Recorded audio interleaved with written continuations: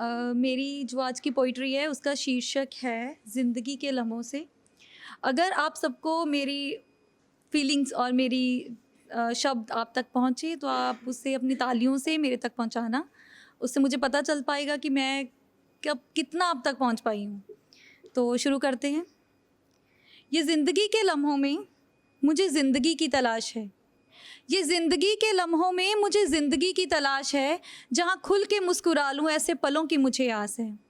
ये ज़िंदगी के लम्हों में मुझे ज़िंदगी की तलाश है, जहाँ खुल के मुस्कुरा लूँ ऐसे पलों की मुझे आस है।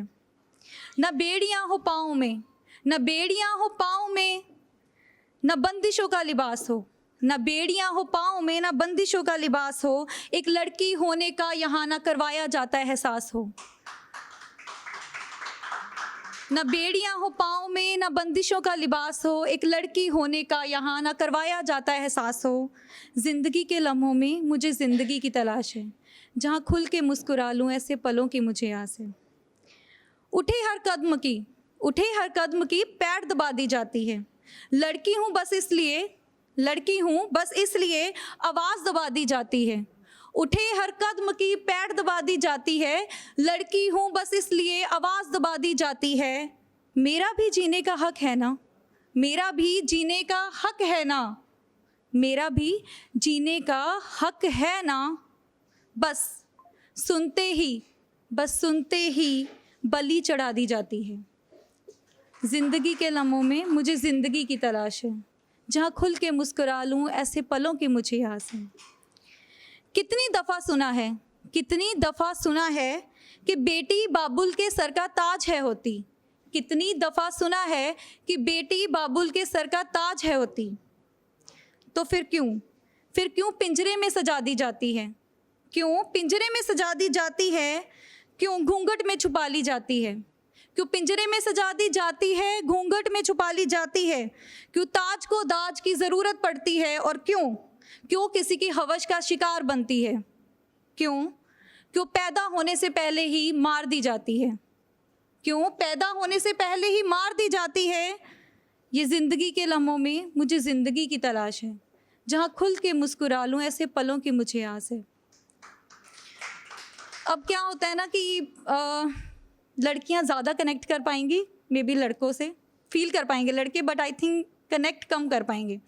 एक्चुअल में हमारी सोसाइटी में हम बहुत बार सुनते हैं कि बोला जाता है कि लड़कियों को जनरली कि भाई अपने घर जाके करना, जो करना है अपने घर जाके करना।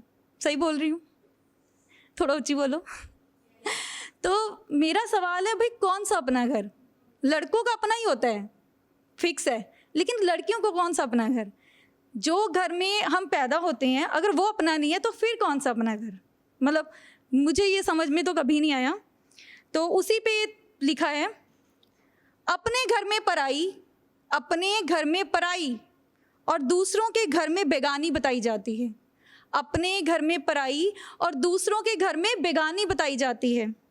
वो दो घरों को जोड़ने वाली मैं वो एक लड़की, दो घरों को जोड़ने वाली मैं एक लड़की, किसी एक घर की भी ना हो पाती है, किसी एक घर की भी ना हो पाती है।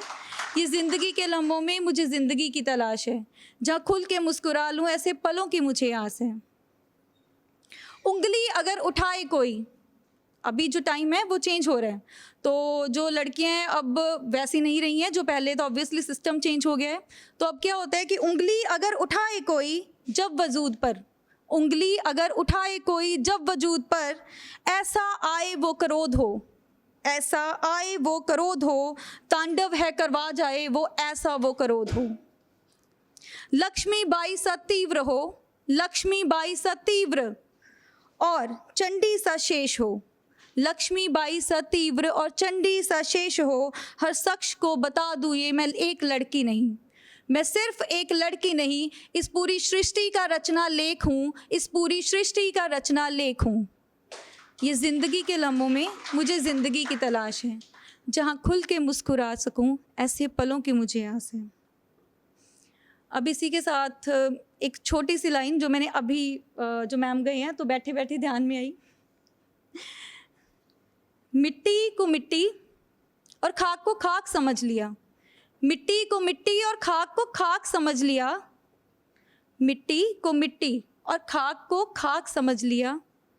गलत तब हुआ जब मैंने एक हैवान को इंसान समझ लिया।